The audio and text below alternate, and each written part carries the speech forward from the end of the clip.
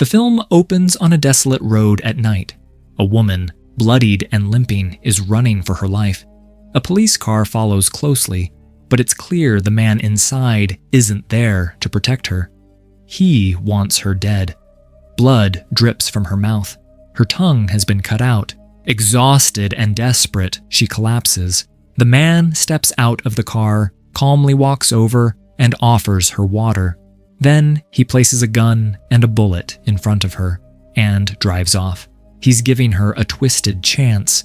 If she can fight, she might live. With trembling hands, the woman loads the gun and takes aim, but she misses. Moments later, the man returns and mercilessly runs her over. Cut to black. Now we meet the main character, Bobby. She's traveling alone through an empty stretch of road near the Mexico border. Bobby is on her way back to her boyfriend, Rhett. They had a fight after he hit her, and she'd left to stay with her sister.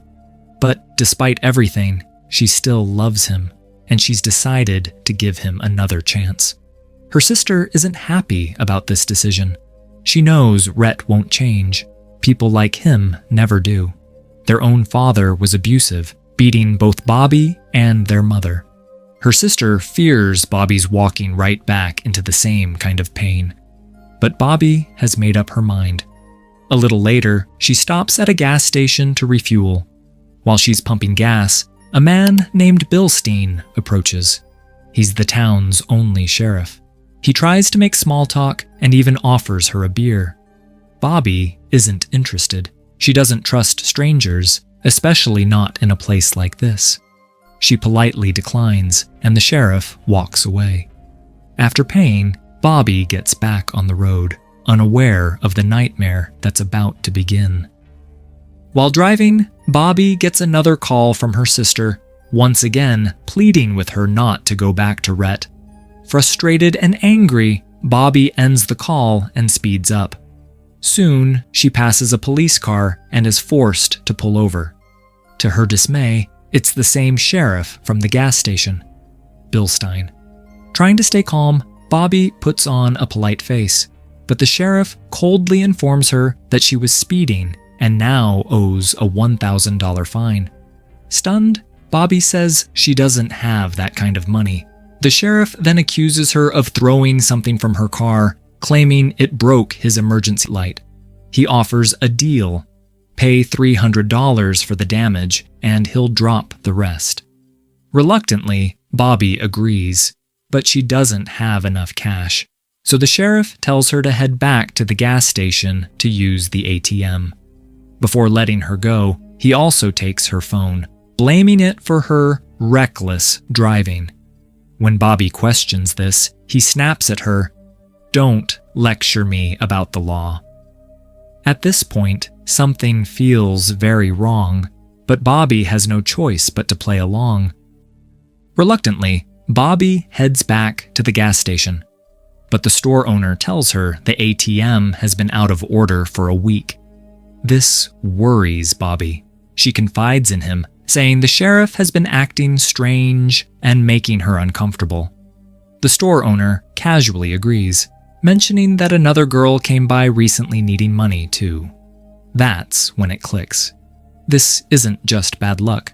The sheriff does this often, and he enjoys it. Realizing the danger, Bobby decides to leave without paying or retrieving her phone.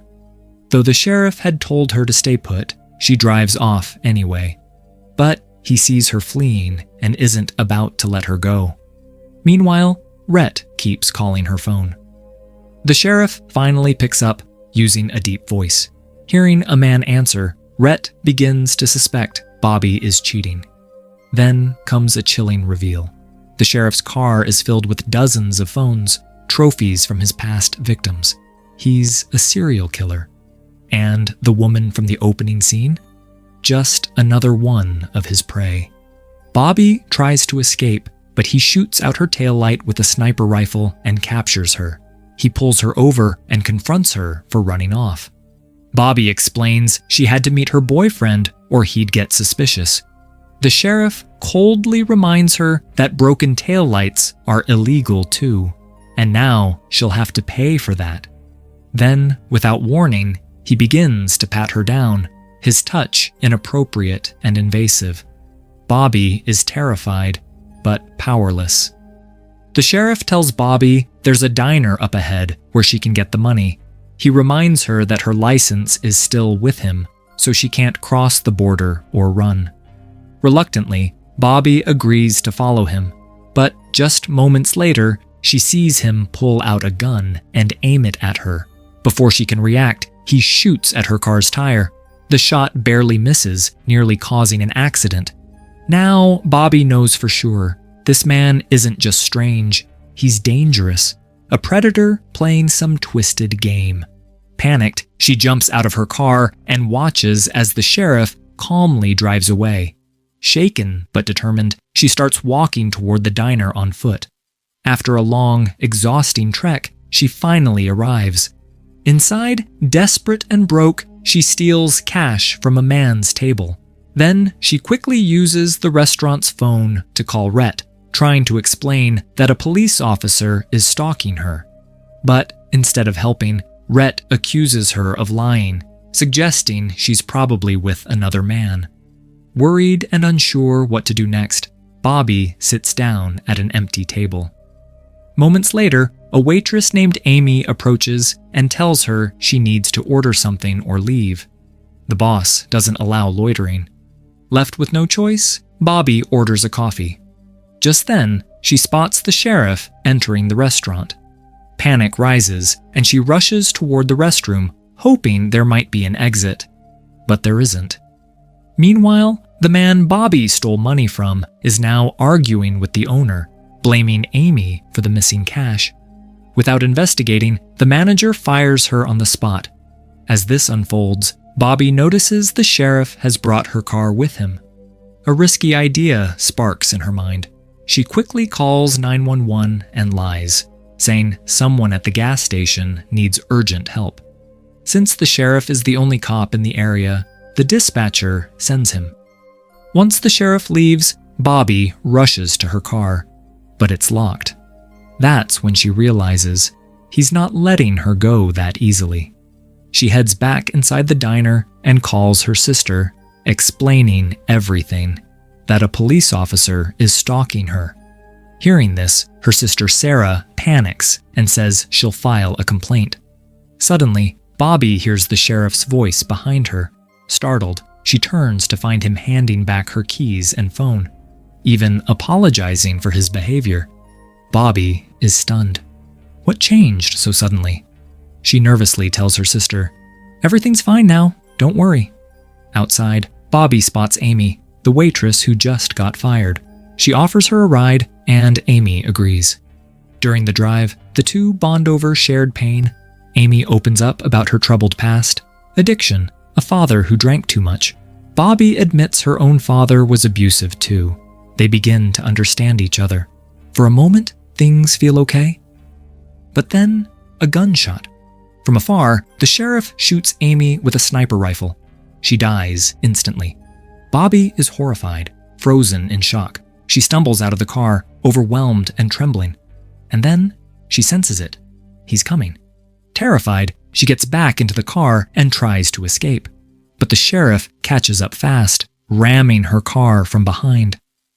Just then, Bobby's phone rings. She answers, thinking it's her sister again, only to hear the sheriff's voice. He had saved his number under her sister's name. The sheriff calls Bobby and says, "You can't escape." Just then, she sees a truck ahead and stops her car in front of it.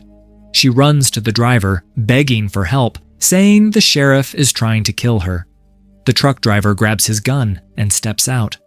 The sheriff arrives and points his weapon back, calmly claiming that Bobby is a murderer who's been on the run all day. Looking at Bobby's terrified state, the driver doesn't believe the sheriff. But the moment his focus slips, the sheriff shoots him dead. Shocked, Bobby bolts to her car, and surprisingly, the sheriff doesn't stop her. By nightfall, she reaches a quiet garage, hoping to call her sister. But there's no signal. She knows she can't leave town without her ID card, which the sheriff still has. Then she hears someone approaching. Thinking it's the sheriff, she picks up a wooden plank and strikes.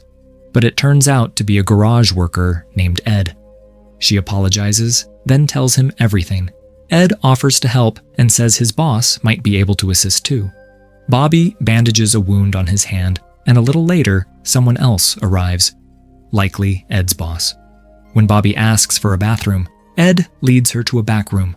Inside, she finds tools hanging everywhere, and a wall lined with IDs of young women, each marked with a number. It doesn't take long for Bobby to realize this place belongs to the sheriff. Moments later, he walks in. He explains that the numbers show how far each girl ran before he killed them. "Let's see how far you get." He grins. Bobby tries to escape, but Ed knocks her out from behind. When she regains consciousness, she's tied to a chair.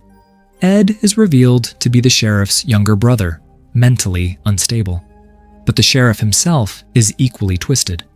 We learn that he hates women because of his abusive mother. That trauma turned him into a monster. When Ed moves toward Bobby, the sheriff gets angry and beats him away. Then he holds up a knife and says, "I made this from my mother's jaw." Using that knife, he cuts out Bobby's tongue, furious over the curses she hurled at him. Overwhelmed by pain and horror, Bobby falls unconscious. When Bobby regains consciousness, she finds herself no longer tied to the chair. Holding the sheriff's knife, she quietly steps out of the room. Both brothers, Sheriff Bilstein and Ed, are sitting in front of the TV, watching cartoons like nothing ever happened. Bobby seizes the moment and escapes the house. But the brothers aren't clueless. They know the game is on. This is how the sheriff plays. Give his prey one last chance to run, just like the woman at the beginning. Now it's Bobby's turn to be hunted. Eventually, Bobby reaches her limit. The sheriff catches up and tosses her a gun and a single bullet, offering her one final chance to defend herself. But instead of aiming at him, Bobby points the gun at herself and pulls the trigger. The sheriff is stunned. This wasn't how the game was supposed to end. Enraged, he gets out of the car to finish it himself. But that was Bobby's plan. She had fired into the air. As he gets close, she lunges at him with the same knife and stabs him. The two struggle violently, but in the end, Bobby overpowers him, crushing him with his own car. She returns to the house, finds her severed tongue, and carefully places it in ice, hoping it might still be saved. When Ed walks in, she kills him too. Bobby becomes the first woman to survive the sheriff's sadistic game and end it for good. In the final scene, she throws her phone away. She doesn't need Rhett anymore or anyone like him. And with that, the film ends.